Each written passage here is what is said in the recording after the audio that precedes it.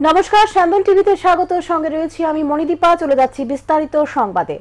Rail লাইনে ইঞ্জিনের যান্ত্রিক ত্রুটির কারণে মাঝপথে আটকে পড়ল যাত্রীবাহী রেল।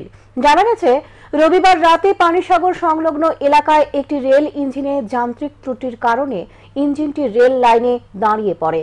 সোমবার আগরতলা থেকে যাওয়ার সবকটি রেল এবং বহির্রাজ্য থেকে আগরতলার উদ্দেশ্যে আসা সবকটি রেল বিভিন্ন স্টেশনে দাঁড়িয়ে পড়ে, যার ফলে রেল যাত্রীদের চরম দুর্ভোগের শিকার হতে হয়। সোমবার দেখা গেছে, আগরতলা থেকে ছেড়ে যাওয়া Arunachal express DEMU train Kumarghat দীর্ঘক্ষণ দাঁড়িয়ে থাকে এবং আগরতলার উদ্দেশ্যে আসা Humsafar express Dharmanagar Agartala DEMU train Dharmanagar স্টেশনে আটকে পড়ে।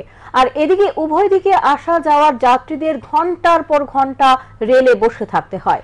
বিশেষ করে আগরতলা থেকে যারা শিলচর সহ বিভিন্ন জায়গায় চিকিৎসার উদ্দেশ্যে যাচ্ছিল, তারা সবচেয়ে বেশি দুর্ভোগের শিকার হয়েছে। যাত্রীরা জানায়, ইঞ্জিনটি রবিবার রাতের বেলা নষ্ট হওয়ার পর যদি রেল বাতিল করা হতো, তাহলে আর তাদের মাঝ রাস্তায় দুর্ভোগ পোহাতে হতো না বলে মনে করছে।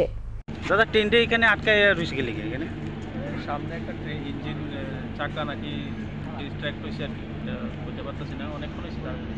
কোন স্টেশনে এটা এখন দাঁড়িয়ে? তো আজকে কি সব ট্রেনে কি এভাবে আটকায় রয়েছে নাকি? ও হামসাপুর আওয়ার কথা, করিমগঞ্জের একটা আছে ডেমো ট্রেন, এটাও আটকায় নিয়ে গেছে। কই যাবেন আপনি? আমি শিলচর যাব। কতক্ষণ ধরে মানে এখানে তো 1 ঘন্টার উপরে হয়ে যায়, 1 ঘন্টার বেশি। বিদ্যালয়ে মাত্র একজন শিক্ষক, ছাত্রছাত্রীর সংখ্যা 70 জন। প্রতিবাদে বিক্ষোভে সামিল হল পূর্ব জাম্বুরা এলাকার বিপ্লবী সূর্যসেন বিদ্যা মন্দির নিম্নবুনিয়াদী বিদ্যালয়ের ছাত্রছাত্রী ও অভিভাবকরা। খোয়াইয়ের বিভিন্ন স্কুলগুলিতে পর্যাপ্ত শিক্ষক নেই, হেলদোল নেই শিক্ষা দপ্তরের।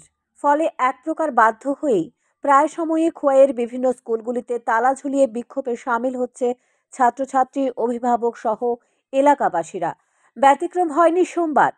এদিন সকালে শিক্ষকের দাবিতে পূর্ব জাম্বুরা এলাকায় বিপ্লবী সূর্যসেন বিদ্যা মন্দির নিম্নবুনিয়াদী বিদ্যালয়ে তালা ঝুলায় অভিভাবকরা জানান, বিদ্যালয়ের শিক্ষক শিক্ষিকা স্বল্পতার কারণে ছাত্রছাত্রীদের পড়াশোনা লাটে উঠেছে। বিগত 3 মাস শিক্ষক স্বল্পতার কারণে ধুঁকছে বিদ্যালয়টি। ছাত্রছাত্রীদের পড়াশোনা লাটে উঠেছে। এ বিষয়ে শিক্ষক স্বল্পতার কারণে প্রতিনিয়ত বিদ্যালয়ে পঠন পাঠন মুখ থুবড়ে পড়ছে। বিগত 3 মাস ধরে বিদ্যালয়ের শিক্ষক সংখ্যা মাত্র 1 জন। বিদ্যালয়ে ছাত্রছাত্রীর সংখ্যা 70 জন। অথচ কিছুদিন পর বিদ্যালয়ের ছাত্রছাত্রীদের পরীক্ষা। একজন শিক্ষক কিভাবে বিদ্যালয় পরিচালনা করবে, তা নিয়ে প্রশ্ন তুলেন অভিভাবক মহল। বিপ্লবী স্কুলে টিচার নাই, ক্লাস হয় না ঠিক মতো, একজন টিচার। আমরা গেটও তালা দিচ্ছি। কতদিন ধরে টিচার নাই? টিচার নাই তো প্রায় 3 মাস হয়ে যাবো। এর মধ্যে মাস্টার স্যার রতন লগা একজন তো অসুস্থ থাকে, তাই তো ক্লাস করতে পারে না। এর পূর্বেও একবার শিক্ষকের দাবিতে বিদ্যালয়ে তালা ঝুলিয়ে বিক্ষোভ প্রদর্শন হয়েছিল। বিদ্যালয় শিক্ষা দপ্তরের কর্মীরা প্রতিশ্রুতি দিয়েছিলেন 1 সপ্তাহের মধ্যে বিদ্যালয়ের শিক্ষক স্বল্পতা দূর করবে, কিন্তু কাজের কাজ কিছুই হলো না। তাই অভিভাবকরা পুনরায় বিদ্যালয়ে তালা ঝুলাতে বাধ্য হয়েছে। স্যান্দন টিভি। 2019 সালে কেন্দ্র সরকার সিএ বিল নিয়ে এসেছিল। এর প্রতিবাদে জিরানিয়া মাধববাড়িতে টিএসএফ এর আন্দোলন শুরু হয় এবং নেসর ও টিএসএফ এর পক্ষ থেকে গোটা উত্তর পূর্বাঞ্চলে এই আন্দোলন ছড়িয়ে পড়ে। বিশেষ করে 2019 সালে 8 জানুয়ারি বন্ধ দেখা হয়েছিল। তখন বন্ধের উপর দুর্বৃত্তরা আক্রমণ চালায়। অপরদিকে ত্রিপুরা পুলিশের পক্ষ থেকে আন্দোলনকারীদের উপর গুলি ছোড়া হয়।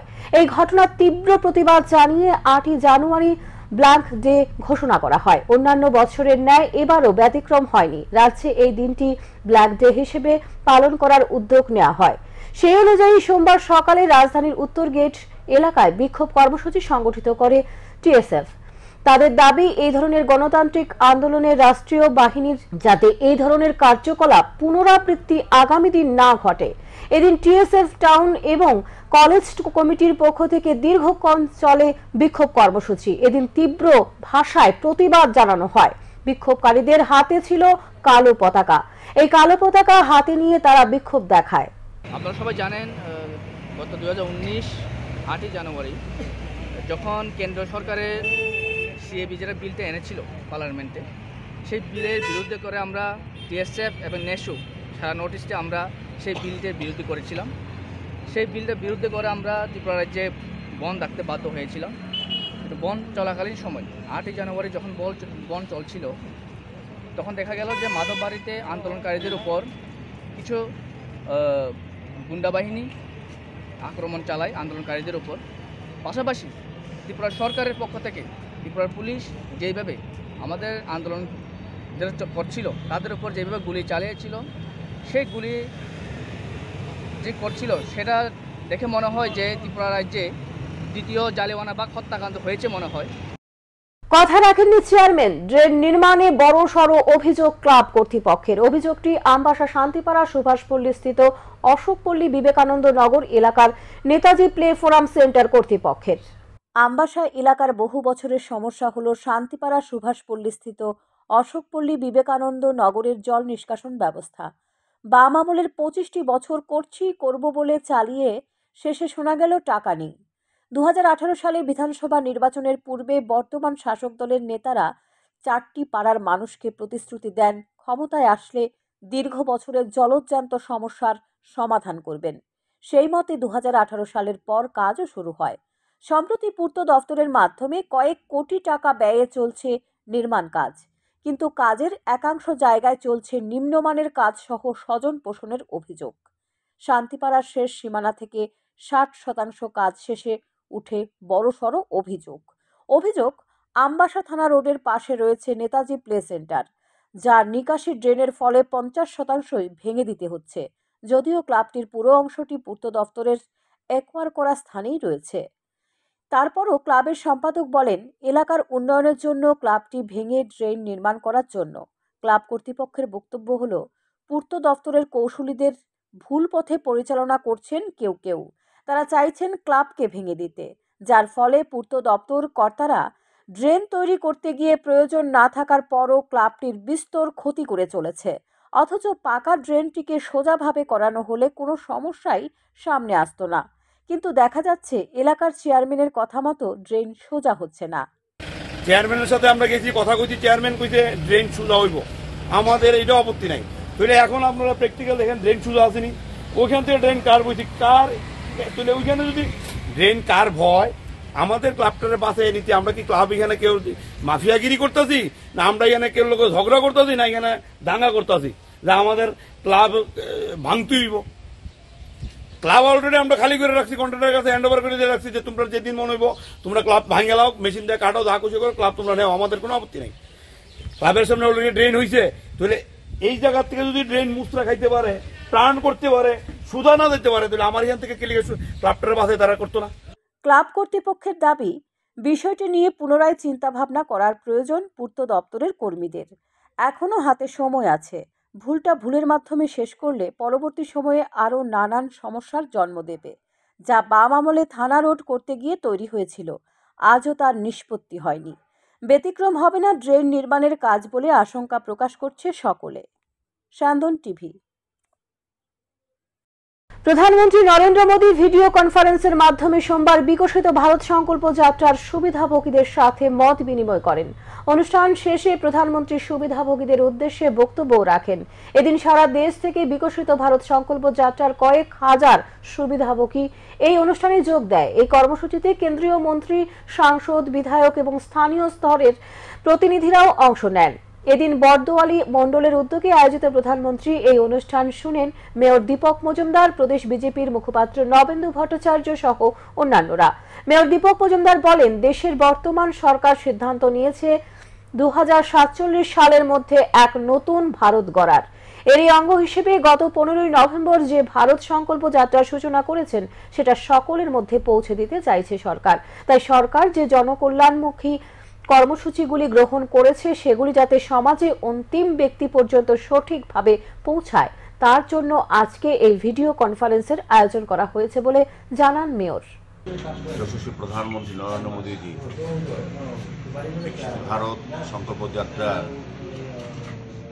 অঙ্গ হিসাবে সারা দেশবাসী ভিডিও কনফারেন্সের মাধ্যমে যারা বিকশিত ভারত সংকল্প যাত্রার সুবিধাভোগী তাদের সঙ্গে সরাসরি উনি আলোচনা করছেন এবং বিকশিত ভারত নিয়ে 2047 আমাদের ভারত, যে নতুন ভারত গঠন করার যে উনি চিন্তা ভাবনা করেছেন, যে পরিকল্পনা, সেটা নিয়ে বিস্তারিত আলোচনা সরাসরি বিভিন্ন জনপ্রতিনিধি, সাংসদ, বিধায়ক এবং যে সমস্ত জনপদ পর্যায়ে সবার সঙ্গে যোগাযোগ করে উনি এটা সমগ্র ভারতবাসীর কাছে পৌঁছে দেওয়ার চেষ্টা। 8 জানুয়ারি তথা সোমবার মুখ্যমন্ত্রী ডাক্তার মানিক সাহার 70তম জন্মবার্ষিকী, তাই আগরতলা পুর নিগমের প্রতিটি ওয়ার্ডে স্বচ্ছ ভারত কর্মসূচি হাতে নেওয়া হয়েছে। এর অঙ্গ হিসেবে 20 নম্বর ওয়ার্ডের কর্পোরেটর রত্না দত্ত স্বচ্ছ ভারত কর্মসূচির আয়োজন করল। স্বচ্ছ ভারত অভিযানে এদিন অংশ নেন এলাকাবাসীও। সকলে মিলে কামান চৌমুহনী এলাকায় সাফাই করেন। আপনারা সবাই অবগত আছেন যে আমাদের মাননীয় সবচেয়ে প্রিয়, সবার প্রিয়, জনপ্রিয় মুখ্যমন্ত্রী ডক্টর মানিক সাহেবের আজকে জন্মদিন উপলক্ষে আমরা সবাই এখানে উপস্থিত হয়েছি। আমাদের মাননীয় মুখ্যমন্ত্রীর জন্মদিন এবার আমরা স্পেশালভাবে পালন করতে যাচ্ছি। আজকে ওনার জন্মদিনে আমরা প্রথম স্বচ্ছ অভিযান করব, তারপর আমরা বৃদ্ধ আশ্রমে গিয়ে ফল বিতরণ করব, ফল মিষ্টি। সন্ধ্যার সময় আমরা গরিবদের পুস্ত দিয়ে কম্বল বিতরণ করব। তারপরে শান্তিপাড়া 17 নম্বর 16 নম্বর বুথ, অন্যান্য বিভিন্ন বুথে আমার 20 নং ওয়ার্ডের উদ্যোগে আমরা নারায়ণ সেবা করব। আমরা এবারের জন্মদিনটাকে একটু স্পেশালভাবে করতে চাই, কারণ উনি সবার জনপ্রিয়। তাই ওনার জনপ্রিয়তা যাতে আরও আগামী দিন আরও বাড়ে, তার জন্য আমরা এই প্রচেষ্টা চালিয়ে যাচ্ছি। আর ওনার এই জন্মদিনে ওনার হৃদয়ে কামনা করছি উনি ভালো থাকবে, আমরা ত্রিপুরাবাসী সবাই ভালো থাকবো। এবছর রাজধানীর ভট্টপুকুরস্থিত মডার্ন ক্লাব 60 বছরে পদার্পণ করেছে। সোমবার মডার্ন ক্লাবের সম্পাদক সনজিৎ নাহা এই বিষয়ে বিস্তারিত জানান। আগামী 24 জানুয়ারি থেকে 5 ফেব্রুয়ারি পর্যন্ত 14 দিন ব্যাপী অনুষ্ঠানের আয়োজন করা হয়। অনুষ্ঠানের মধ্যে রয়েছে বিশেষ করে এলাকার প্রবীণদের সংবর্ধনা জানানো আয়োজন, পাশাপাশি সংবাদ জগতের কর্মীদের এবং শহর দক্ষিণ অঞ্চলের খেলাধুলার সাথে জড়িত ক্লাবগুলিকে সম্মান জানানো হবে বলে জানান তিনি। আরও জানান 28 জানুয়ারি রক্তদান শিবির ও স্বাস্থ্য শিবিরের আয়োজন করা হবে, পাশাপাশি যোগা প্রতিযোগিতার আয়োজন করা হবে বলে জানান তিনি। শহর দক্ষিণাঞ্চলের আগরতলা এবং ভট্টপুকুর অবস্থিত মডার্ন ক্লাব এই 2024 ইংরেজি বর্ষে রাজ্যবাসীকে সবাইকে জানাচ্ছে শুভ অভিনন্দন এবং শুভেচ্ছা, সঙ্গে শুভকামনা। আমরা মডার্ন ক্লাব এবার 60 বছরে পদার্পণ করলাম। এই 60 বছরকে অনেক বেশি স্মরণীয় করে তুলবার জন্য এবং আলোকিত করে তুলবার জন্য দেশ এবং রাজ্য যেভাবে এগিয়ে চলেছে তার প্রতি সমর্থন, তার প্রতি আমাদের সবার সহযোগিতা যেতে আমাদের এই প্রয়াসগুলির মধ্যে ফুটে ওঠে, তার জন্য আমরা বিভিন্ন কর্মসূচি নিয়েছি। এখনকার মতো সংবাদ এখানেই শেষ করছি। পরবর্তী সংবাদ দেখবার জন্য চোখ রাখুন স্যান্দন টিভির পর্দায়। নমস্কার।